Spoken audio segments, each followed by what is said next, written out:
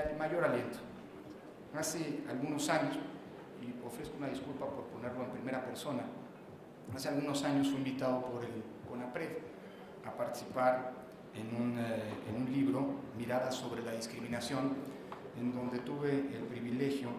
de publicar un artículo, un texto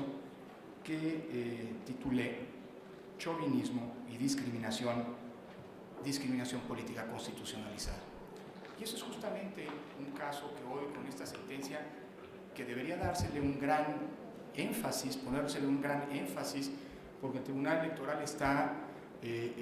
reinterpretando de alguna manera lo que con un dejo decimonónico sigue todavía permeando en términos de discriminación buena parte del capítulo de nacionalidad, extranjería y ciudadanía de nuestra Constitución. Y es que el artículo 30 constitucional, que distingue de ciudadanos mexicanos por nacimiento y ciudadanos mexicanos por naturalización, adquiere no una mera vocación sistematizadora de dos categorías, de dos rutas para que las personas tengan la nacionalidad mexicana, sino que constituye desafortunadamente todavía hoy, y todavía incluso en el texto constitucional, la base para una discriminación que en la edad de los derechos, parafraseando a Norberto Bobbio, resulta inaceptable. Y es que al distinguir entre mexicanos por nacimiento y mexicanos por naturalización, pero vistas las consecuencias que la propia Constitución establece a partir de esta diferenciación, estamos frente a una abierta y clara contradicción con el espíritu que hoy tiene venturosamente el artículo primero y que está inspirado en el principio de igualdad que sostiene a toda democracia constitucional moderna. Insisto, si el artículo 30 fuera una mera, digamos, narrativa o descripción, una mera sistematización, no habría problema. El problema son las consecuencias. Consecuencias que desde la propia Constitución afectan derechos fundamentales. Como es el hecho de distinguir, a partir de esta diferenciación, que hay mexicanos que tienen ciertos derechos políticos y otros mexicanos que no tienen esos derechos políticos. Que hay mexicanos que incluso pueden haber nacido fuera del país y no haber pisado nunca nuestro país,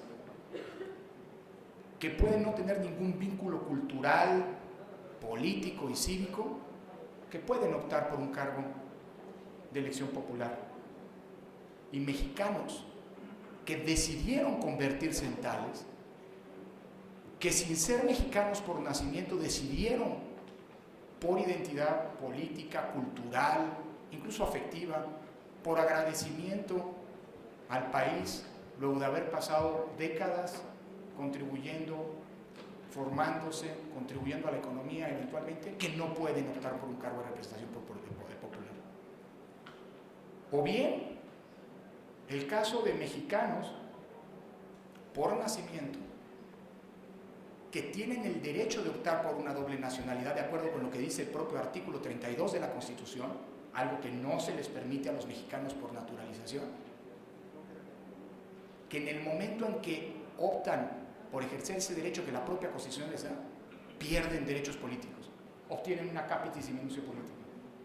Y perdón que lo ponga en primera instancia, mi madre era italiana, mi padre era mexicano, nací en México, soy mexicano por nacimiento. A los 18 años tuve que renunciar a la posibilidad de optar por la nacionalidad italiana. Y es ese hecho, el no ejercicio de un derecho constitucional, que para quienes se encuentran en esta circunstancia implica el poder optar por una doble nacionalidad, que estoy sentado en esta mesa, porque de otra manera no habría podido ser elegible al haber optado en ejercicio de mis derechos que me confiere la Constitución por otra nacionalidad.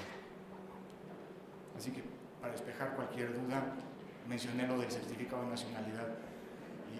y todo mi derecho constitucional, a pesar de la discriminación que está establecida en la Constitución para estar aquí.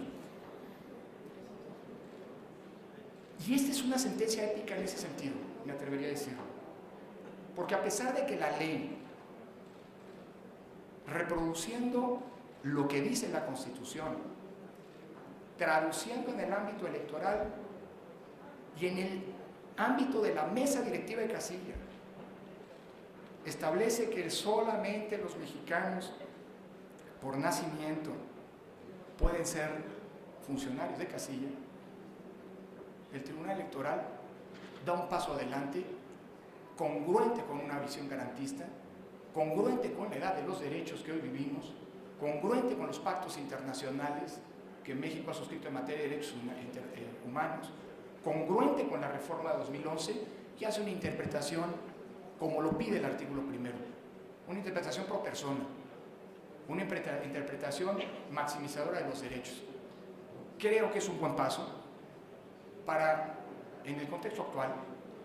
en el proceso electoral más grande de nuestra historia,